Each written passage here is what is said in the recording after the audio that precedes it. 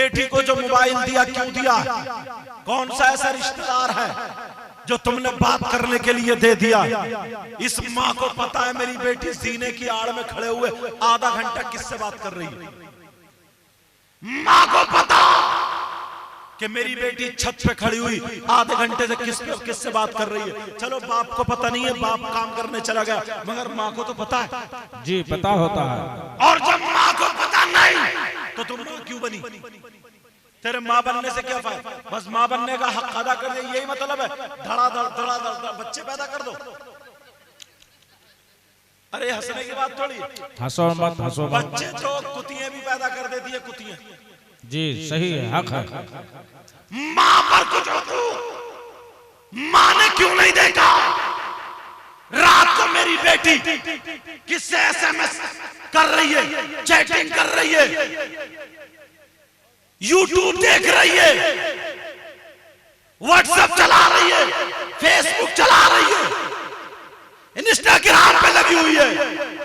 ये माँ को पता बेटी के हाथ में तुमने ऐसी चीज दे दी है जो इसकी जिंदगी में जहर घोल रही है।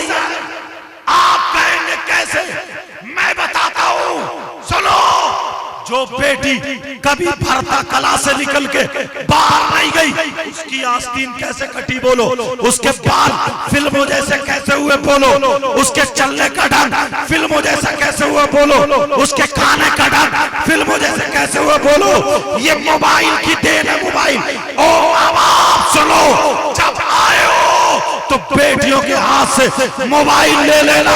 इन्हें किताब को सैयदा फातिमा की जिंदगी पढ़वाओ, हजरत आयशा की जिंदगी पढ़वाओ, हजरत मैमूना की जिंदगी पढ़वाओ, हजरत सफिया की जिंदगी पढ़वाओ, हजरत रुकैया की जिंदगी पढ़वाओ। अरे हमारी बेटी अगर फातिमा की जिंदगी पढ़ेगी तो कहेगी हमारी बेटी, लेकिन ढंग फातिमा का होगा।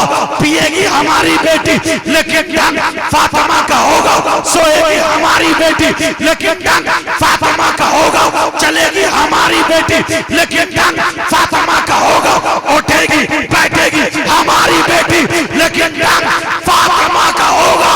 ऐसी बेटी अगर बाप के घर में हो तो बाप के लिए रहमत बनती है, शौहर के घर में हो शौहर के लिए नेमत होती है, और जब माँ बने तो इसके कदमों के नीचे जन्नत हो। सुभान अल्लाह, सुभान अल्लाह, हक फरमाया माशाअल्लाह। तुमने अपनी बेटी को मोबाइल दिया, और भाई तौबा तौबा, भाई तो ऐसा है, मैंने कई लड़कों को कंगे लगे हुए देखे, कंगे। हाँ, सर में कंगे लगा के चलते हैं। जी हक है। और क्या लगाएगा? कुंडल तूने पहन लिए, नथुनिया तूने, हाथ में चूड़ी कड़े तूने। ये जेवर तो किसके लिए? मर्दों के, औरतों के? औरतों के लिए। औरतों के लिए। औरत तो बन नहीं सकता, तो फिर बीच में अटक गया, बन गया छक्का। जी हाँ, जी छक्का बन गया। बात निकल आई तो मैंने इस तरफ ये बात बता दी। ये जिम्मेदारी तुम्हारी है। अल्लाह फरमाता या अय्युहल्लज़ीना आमनू कू अनफुसकुम व अहलीकुम नारा, ऐ ईमान वालों अपने आप को और अपने घर वालों को जहन्नम की आग से बचाओ। अब उस अंग्रेज ने कुरान पढ़ा तो कुरान में ये मौजूद, तो उसने कहा क़ाल लज़ी इंदहु इल्मु मिनल किताब आया, इल्म वाले वो अल्लाह के वाली। उसने कहा चलो मैं भी अब इल्म सीखूंगा, मुसलमान हो गया। मुसलमान होने के बाद वो उन लोगों के चक्कर में फंस गया जिनके पैजामे ज्यादा ऊंचे होते हैं। जी हाँ, 24 समझ गए होगे तुम? जी हाँ, समझ कम वक्त हैं, अल्लाह माफ। मतलब वलियों की शान में कीड़े निकालते यार, वलियों को बुरा कहता। इसके मुंह में कीड़े पड़ेंगे या नहीं बोलो? जी पड़ेंगे, पड़ेंगे। कैसा इंसान जो वलियों की शान में उंगली उठाता, वलियों की शान में गुस्ताखी करता, जो वलियों का नहीं हुआ, अल्लाह का नहीं हुआ, अल्लाह के रसूल का नहीं हुआ, तुम्हारा हो जाएगा? जी हरगिज नहीं। उन लोगों के चक्कर में फंस गया बोले हमें ये इल्म सीखना, बोले चलो जमात में। बोले गए जमात में, रफ्तार है 1 साल कढ़ाई मंजवाते हैं, कढ़ाई। अब वो बेचारा रोजाना कहे, बोले वो इल्म सिखाओ, बोले अल्लाह सब दे देगा, अल्लाह सब दे देगा, तू कुछ मत करिए। जी हाँ, ऐसे कहते हैं, अल्लाह सब दे देगा। मगर इत्तेफाक से किस्मत जाग रही थी।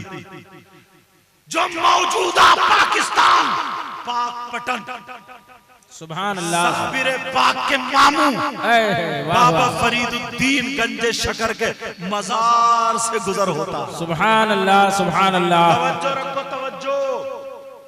मजार से गुजरा तो देखा लोग हरे हरे कपड़े पहने हुए, अल्लाह झाड़ू मारते हुए, फकीरों जैसा लिबास, कोई झाड़ू मार रहा, कोई कुछ कर रहा है। उसने कहा ये भी तो मुसलमान हैं, ये भी तो अच्छे लग रहे हैं, इनके यहाँ रूहानियत बरस रही है।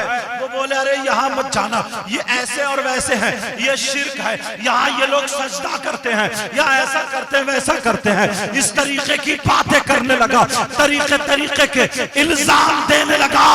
तो वो लेकिन नहीं रुका, कहने लगा अरे मैं कैसे मानूं, मुझे तो अच्छे लग रहे हैं। उसने हाथ छुड़ाया और जैसे ही बाबा फरीदुद्दीन के मजार पे कुछ चला, जैसे ही मजार पे पहुंचने वाला था, गली में झाड़ू मारने वाला फकीर मिल जाता है। उसने रोक लिया और रोक कर मुस्कुरा के कहने लगा ओ बाबा कहाँ जा रहे हो, लगता है तुम हमारे बाबा के मेहमान हो। कहने लगा हाँ मैं मेहमान हूँ। तो फिर जब इतना कहा तो फकीर ने पहचान लिया, पेशानी को देख के पढ़ लिया, अरे ये कौन है, ये कौन और क्या है, पहचान लिया। जब पहचाना तो वो फकीर कहने लगा, झाड़ू मारने लगा, जो बाबा की चौखट चूमता था, जो बाबा की चौखट पे बाबा फरीदुद्दीन साबिरे पाक के जो मामू है, उनकी चौखट पे अपने कपड़े से सफाई करता था, मोर के परों से झाड़ू मारता था। वो फकीर कहने लगा जब तुम मेरे बाबा के मेहमान हो, बोलो क्या चाहिए, तुम्हें गर्म चाहिए, ठंडा चाहिए, बोलो क्या पियोगे, क्या खाओगे। तो वो अंग्रेज चाय का शौकीन था, ईमान लाने से पहले, इस्लाम लाने से पहले इंग्लैंड में रहने वाला था। इंग्लैंड में अपनी रसोई में, अपने किचन में, अपने बावर्ची खाने में वो एक कप में चाय पिया करता था। अरे जिस कप के नीचे सोने का पानी लगा हुआ था, वो कप इंग्लैंड में मौजूद था। ये फकीर कहने लगा क्या खाओगे, क्या पियोगे। अंग्रेज कहने लगा ओ बाबा मुझे चाय पिला दो, एक कप चाय चाहिए। इस अल्लाह वाले ने ऐसे किया और जब करा तो वो कप जो इंग्लैंड में चाय पिया करता था, जिसमें सोने का पानी लगा हुआ था, वही कप उसके हथेली पे आ जाता है। 1 मिनट नहीं लगा, जब उसने देखा तो ये तो हक्का बक्का रह गया और कहने लगा अरे ये क्या हुआ, ये तो इंग्लैंड में था, ये तो मेरा कप है, बावर्ची खाने का था। कदमों पे गिर गया और कहने लगा बाबा मुझे ये बताओ तुमने कौन सी किताब पढ़ी, कौन सी किताब पढ़ी, तुमने कौन सा रिसाला पढ़ा, तुमने क्या पढ़ा जो ये इल्म आ गया। मैं 1 साल से घूम रहा हूँ, कढ़ाई मांझ रहा हूँ, इस चौक में हवा डाल रहा हूँ, मगर मुझे नहीं आया, ये तुम्हें कहाँ से आया। तो वो फकीर वो कहने लगा अरे बाबा के दर की झाड़ू मारते मारते मुझे ये इल्म आ गया। उसने चाय छोड़ी, अपना सामान छोड़ा और बाबा की बारगाह में जाकर के कहने लगा बाबा मुझे भी अपनी खिदमत में कबूल। नारे तकबीर, नारे रिसालत, अज़मते औलियाए कराम, किरदारे औलियाए कराम। सुभान अल्लाह, माशाअल्लाह, बहुत उम्दा।